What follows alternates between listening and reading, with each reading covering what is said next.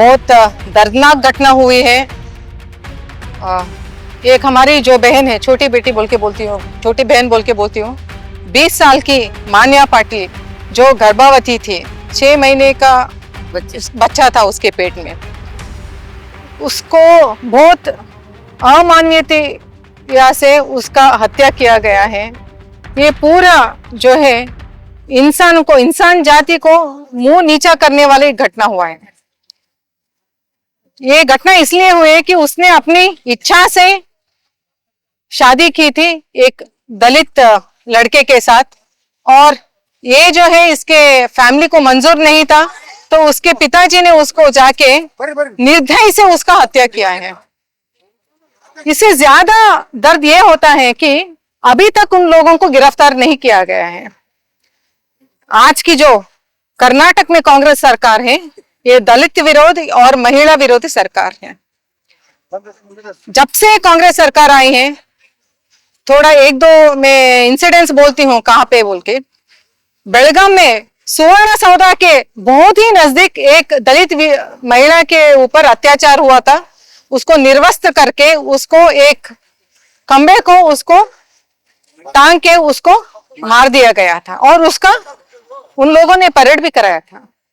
अभी कहाँ है वो लोग जो ये कृत्य के लिए आरोपी है? ये आरोपी सब अभी बेल पे हैं। 3 ವರ್ಷ ಕಾಂಗ್ರೆಸ್ಸಿನ ದುರಾಡಳಿತದ ವಿರುದ್ಧ ಏನು ಎಸ್ಸಿಪಿ ಟಿಎಸ್ಪಿ ಹಣ ದುರ್ಬಳಕೆ ಆಗಿರಬಹುದು, ಇವತ್ತು ವಿಶೇಷವಾಗಿ ದಲಿತ ಸಮುದಾಯದ ಮೇಲೆ ನಡೀತಾ ಇರುವಂತಹ ಅನ್ಯಾಯದ, ಅಲ್ಪಸಂಖ್ಯಾತರ ಮೇಲೆ ಆಗ್ತಾ ಇರುವಂತಹ ಹಲ್ಲೆಗಳನ್ನ ಖಂಡಿಸಿ ಇವತ್ತು ನಾವು ಈ ಹೋರಾಟವನ್ನ ಮಾಡ್ತಾ ಇರುವಂತದ್ದು. ಯಾವ ದಲಿತ ಸಮುದಾಯದ ಹೆಸರನ್ನ ಹೇಳಿ ಈ ರಾಜ್ಯದಲ್ಲಿ ಸಿದ್ದರಾಮಯ್ಯ ಅವರ ಸರ್ಕಾರ ಬರ್ಲಿಕ್ಕೆ ಇವತ್ತಿನ ದಿವಸ ಏನು ದಲಿತರ ಓಲೈಕೆಯನ್ನ ಮಾಡಿ ಇವತ್ತು ಅಧಿಕಾರಕ್ಕೆ ಬಂದಿರುವಂತ ಕಾಂಗ್ರೆಸ್ ಪಕ್ಷ ಇವತ್ತು ಅಧಿಕಾರಕ್ಕೆ ಬಂದ ತಕ್ಷಣ ಮೊದಲನೇ ಕೊಡ್ಲಿ ಪೆಟ್ಟನ್ನ ಯಾವುದಾದ್ರೂ ಸಮುದಾಯಕ್ಕೆ ಹಾಕಿದ್ರೆ ಅದು ನಮ್ಮ ದಲಿತ ಸಮುದಾಯಕ್ಕೆ ಅಂತ ಹೇಳಿ ನಾವು ಈ ಸಂದರ್ಭದಲ್ಲಿ ಹೇಳ್ಬೇಕಾಗತ್ತೆ. ಎಸ್ಸಿಪಿ ಟಿಎಸ್ಪಿ ಹಣ ಸುಮಾರು 60,000 ಕೋಟಿ ಹಣವನ್ನ ಇವತ್ತು ದುರ್ಬಳಕೆಯನ್ನ ಇವತ್ತು ಈ ಸರ್ಕಾರ ಮಾಡ್ತಾ ಇದೆ. ಯಾವುದೇ ಒಂದು ಯೋಜನೆ ಇವತ್ತು ದಲಿತರ ಓಣಿಯಲ್ಲಿ ದಲಿತರಿಗಾಗಿ ಇವತ್ತಿನ ದಿವಸ ಯಾವ ಯೋಜನೆಯನ್ನು ಕೂಡ ಇವತ್ತು ನಡೀತಾ ಇಲ್ಲ. ಯಾವ ಮೂಲಭೂತ ಸೌಕರ್ಯ ಇವತ್ತು ಡಾಕ್ಟರ್ ಬಾಬಾ ಸಾಹೇಬ್ ಅಂಬೇಡ್ಕರ್ ಅವರ ಬಡಾವಣೆಗಳಲ್ಲಿ, ನಮ್ಮ ಡಾಕ್ಟರ್ ಬಾಬು ಜಗಜೀವನ್ ರಾಮ್ಜಿ ಅವರ ಬಡಾವಣೆಗಳಲ್ಲಿ ಇವತ್ತು ಏನು ಅನುದಾನ ಬಂದು ಇವತ್ತು ಆ ಸಮುದಾಯಕ್ಕೆ ಅವರ ಬಡಾವಣೆ ಅಭಿವೃದ್ಧಿ ಆಗ್ಬೇಕಾಗಿತ್ತು, ಅಲ್ಲಿ ಇವತ್ತು ಯಾವುದೇ ರೀತಿಯಾದಂತ ಒಂದು ಸಣ್ಣ ಕೆಲಸನೂ ಕೂಡ ಇವತ್ತು ಅಲ್ಲಿ ನಡೀತಾ ಇಲ್ಲ. ಈ ರೀತಿ ಈ ಸರ್ಕಾರ ಕೇವಲ ದಲಿತರ ಹಣವನ್ನ ದುರ್ಬಳಕೆಯನ್ನ ಮಾಡಿಕೊಂಡು ಇವತ್ತಿನ ದಿವಸ ಈ ಸರ್ಕಾರ ನಡೀತಾ ಇರುವಂತದ್ದು. ಅದನ್ನ ವಿರೋಧಿಸಿ ನಾವು ಇವತ್ತು ಈ ಪ್ರತಿಭಟನೆಯನ್ನ ಮಾಡ್ತಾ ಇದ್ದೇವೆ. ಅನೇಕ ಯೋಜನೆ ಹಿಂದಿನ ಸರ್ಕಾರದಲ್ಲಿ ಆ ಎಲ್ಲಾ ಯೋಜನೆಗಳನ್ನ ಇವತ್ತಿನ ದಿವಸ ಅವರು ನಿಲ್ಲಿಸುವಂತ ಕೆಲಸ ಮಾಡ್ತಾ ಇದ್ದಾರೆ.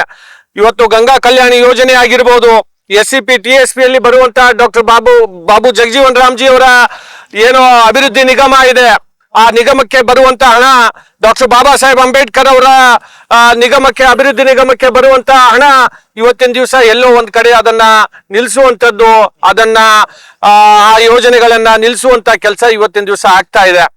ಅದಕ್ಕೆ ನಾನು ತಕ್ಷಣದಲ್ಲಿ ಈ ಸರ್ಕಾರ ಇದನ್ನ ಎಚ್ಚೆತ್ತು ಇವತ್ತು ಈ ಒಂದು ಅನುದಾನವನ್ನ ಸರಿಯಾದ ರೀತಿಯಿಂದ ಅದನ್ನ ಉಪಯೋಗವನ್ನ ಮಾಡಬೇಕು ಅಂತ ಹೇಳಿ ನಾನು ಈ ಸಂದರ್ಭದಲ್ಲಿ ಹೇಳಿಕೆ ಬಯಸ್ತಾ ಇದ್ದೇನೆ. ಇವತ್ತು ವಿಶೇಷವಾಗಿ ನಮ್ಮ ಕಲಬುರಗಿಯಲ್ಲಿ ಅನೇಕ ದಲಿತರ ಓಣಿಯಲ್ಲಿ ದಲಿತರಿಗೆ ವಿಶೇಷವಾಗಿ ಬಹಳಷ್ಟು ಅನ್ಯಾಯ ಆಗ್ತಾ ಇರುವಂತದ್ದು ನಮ್ಗೆ ಕಂಡು ಬರ್ತಾ ಇದೆ. ರಾಜ್ಯದಲ್ಲಂತರೂ ಇದು ನಡೀತಾ ಇದೆ, ಆದ್ರೆ ಕಲಬುರಗಿಯಲ್ಲೂ ಕೂಡ ಇವತ್ತಿನ ದಿವಸ ಅನೇಕ ಉದಾಹರಣೆಗಳನ್ನ ನಾವು ಕೊಡ್ಬೋದು.